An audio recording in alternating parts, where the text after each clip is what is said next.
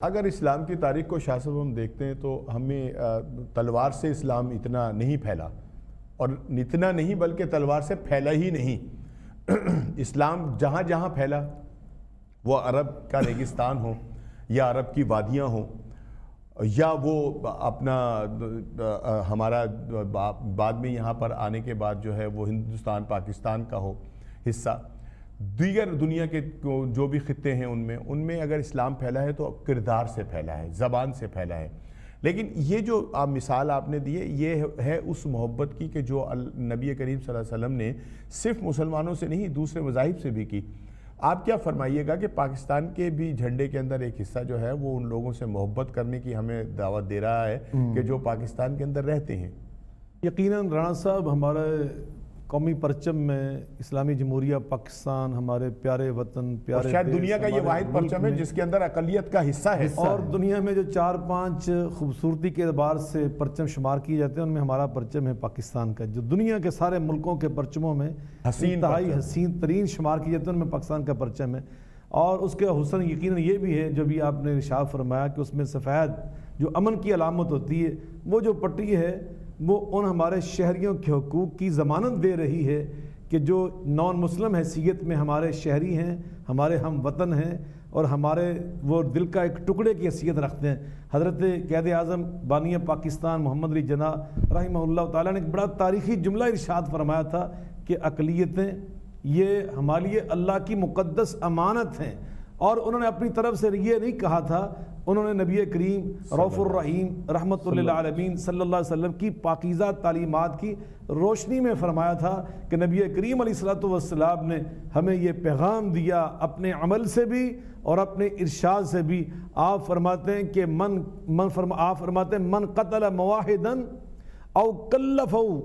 فرمایا کہ اگر کسی نے کسی معاہد کو کہتے ہیں اسلام میں، اس نان مسلم شہری کو جو کسی اسلامی ریاست میں رہتا ہے، اس کو ہم گویا ایگریمنٹ دے چکے تھے، عہد دے چکے ہوتے ہیں اللہ کو گواہ بنا کر کہ تمہاری جان، عزت، آبرو، مال، جائیداد، تمہارے مذہب کی جو حقوق ہیں ان کی ہم پاسداری کریں گے، ہم حفاظت کریں گے تمہاری۔ ہم نے اس کو ایگریمنٹ دیا، معاہد اس لیے ہم اس کو کہتے ہیں۔ فرمایا کسی نے اس کو ناحق قتل کر دیا یا اس کو اس کی طاقت سے زیادہ اس کو کوئی تکلیف پہنچائی اور اس کو ایسی ڈیوٹی پہ لگا دیا جو اس کی طاقت سے زیادہ تھی، تو نبی پاک صلی اللہ علیہ وسلم فرماتے انا حجیجہ یوم القیامہ، قیامت کے دن میں اس مسلمان کے خلاف اس نان مسلم کا خود وکیل بن کر اللہ کی عدالت میں کیس لڑوں گا۔ یہ نبی پاک علیہ السلام کی پاکیزہ تعلیم، اور آپ نے ہمیں جو تعلیم دی ہے غریب پروری کی، وہ صرف مسلمانوں کے لیے نہیں۔ آپ فرماتے خیر الناس من ینفع الناس، بہترین انسان وہ ہوتا ہے جو نفع پہنچاتا ہے۔ کس کو؟ یہ نہیں فرمایا مومنوں کو، یہ نہیں فرمایا صرف مسلمانوں کو، فرمایا بہترین انسان وہ ہے جو سارے انسانوں کو نفع دیتا ہے، اس میں کوئی فرق نہیں ہے۔ آپ قرآن پاک میں اٹھا کے دیکھیں، اللہ نے قرآن میں 4 پڑوسی بیان کیے ہیں، خود اللہ تعالیٰ نے قرآن مجید فرقان حمید میں 4 پڑوسی بیان کیے ہیں۔ ان میں ایک پڑوسی وہ ہوتا ہے جو نان مسلم ہوتا ہے، آپ کے پڑوس میں رہتا ہے، اور اس کے ساتھ بھی حسن سلوک کی تعلیم نبی کریم علیہ السلام فرماتے ما زال جبریل یوصینی بالجار حتی ظننت انہ سیورث، جبریل بار بار آسمان سے میرے پاس اللہ کی یہ تعلیم لے کے آتے تھے کہ حسن سلوک کرو پڑوسی کے ساتھ، حتیٰ کہ مجھے گمان گزرا کہ کہیں ایسا نہ ہو کہ کسی دن جبریل آئے اور اللہ کا یہ پیغام لے آئے کہ یہ جو پڑوسی تمہارا یہ تمہارا وارث بھی بنے گا،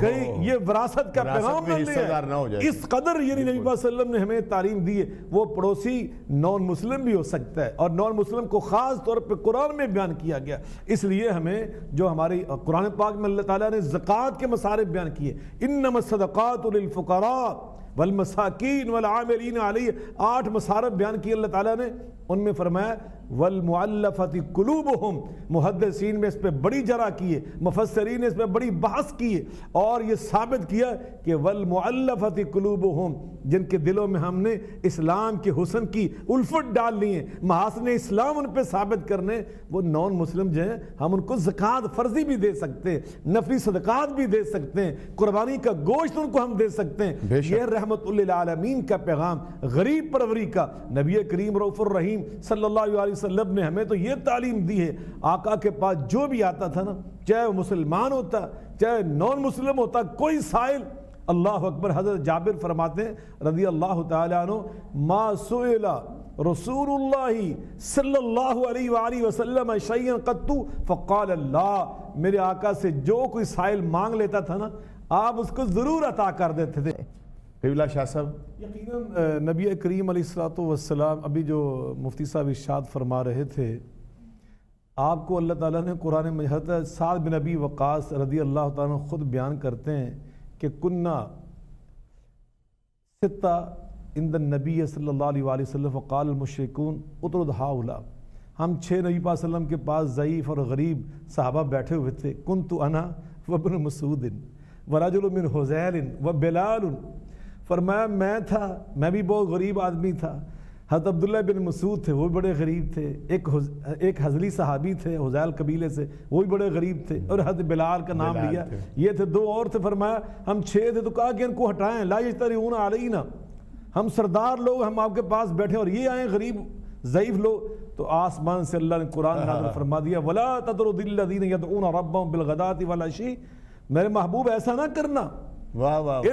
ان کی خاطر میرے صحابہ، میرے جو یہ غریب صحابہ ہیں نا، سبحان اللہ، ان کا دل نہ کہیں توڑ دینا۔ اللہ اکبر، غریب پروری، عبس وتولی ان جاء الاعمی، ایک دن وہ کلاس لگ گئی قریشیوں کی، سرداروں کی۔ حضرت عبداللہ بن ام مکتوم نبینے صحابی تھے، انہیں چونکہ نظر نہیں آ رہا تھا کہ کون کون بیٹھا ہے، وہ آئے، علمنی مما علمک اللہ یا رسول اللہ، آقا مجھے اس آیت کی تفسیر بتائے جو اللہ نے آپ کو علم دیا۔ میرے آقا علیہ السلام نے کچھ جھڑکا بھی نہیں ہے، کچھ کہا بھی نہیں ہے، بس ان مشرکین مکہ جو سرداران تھے، جن کو آپ اسلام کے قریب کرنا چاہ رہے تھے، ان کی دلداری کے لیے آقا علیہ السلام نے بس ایسا کیا کہ رخ انور ادھر نہ کیا، عبداللہ کی جانب رخ انور ادھر رکھا،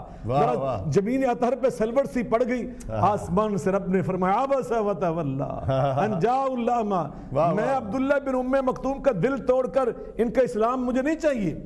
مجھے نہیں چاہیے ان کا اسلام۔ اللہ اکبر فرمایا، اور پھر آقا کا انداز مبارک غریب پروری کا یہ تھا، جب یہ نبینا عبداللہ بن ام مکتوم آتے تھے میرے آقا احترام میں کھڑے ہو جاتے تھے اور کہتے تھے مرحباً مرحباً بمن عاتبنی فی ربی، اوے عبداللہ میں تیری عظمت کو سلام پیش کرتا ہوں، مرحبا کہتا ہوں، تو وہ ہے جس کی دلداری میں اللہ نے قرآن میں آیات نازل فرما دی۔ تو یقیناً غریب پروری نبی پاک صلی اللہ علیہ وسلم نے اس انداز سے ہمیں کر کے دکھائی۔ ابو ہریرہ فرماتے ہیں رضی اللہ تعالیٰ عنہ، میں بھوکا تھا، مجھے بھوک نے ڈھال کر دیا، مسجد نبی کے دروازے پہ لیٹ گیا، جناب عمر فاروق گزرے، میں نے ان کو روک کر ایک مسئلہ پوچھا، دل میں یہ خیال تھا کہ میری آواز کی نقاہت سے ان کو میری بھوک کا اندازہ ہوگا اور یہ مجھے کچھ لا کر دیں گے، کہتے ہیں انہوں نے مسئلہ بتا دیا، میری بھوک کا اندازہ نہ کیا۔ ابو بکر صدیق ہے، ان کو بھی میں نے اسی طرح روکا، وہ بھی مجھے بتا کے چلے گئے، سمجھ نہ سکے میں نے کیوں روکا۔ تھوڑی سی دیر کے بعد وہ غریب پرور رحمت للعالمین علیہ السلام میرے آقا ہے، میں نے ان کو روکا اور میں نے ان سے جب عرض کیا نا، میرے آقا مسکرائے، فرمایا کم یا باہر،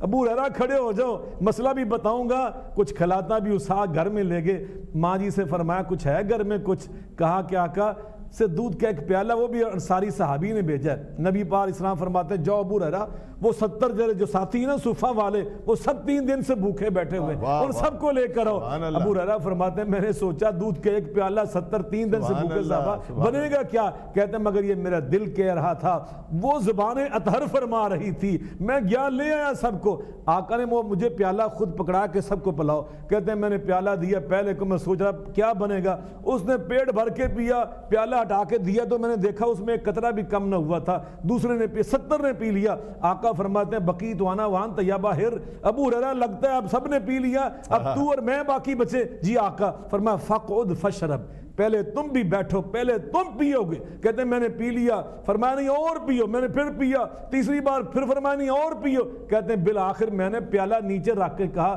لا والذی بعثک بالحق لا اجد له مسلک، آقا اللہ کی قسم جس نے آپ کو سچا رسول بنا کر بھیجا ہے، اب تو میرے پیٹ میں ایک قطرے کی گنجائش باقی نہیں۔ آقا نے سب کے بعد سب کا بچا ہوا دودھ پی کر دنیا کو کیا پیغام دیا ہے؟ غریب پروری اس کو کہتے ہیں، اللہ کے دین پہ عمل اس کو کہتے ہیں، رحمت للعالمین اس کو کہتے ہیں، دین رحمت اس کو کہتے ہیں، غریبوں سے محبت شفقت اس کو کہتے ہیں۔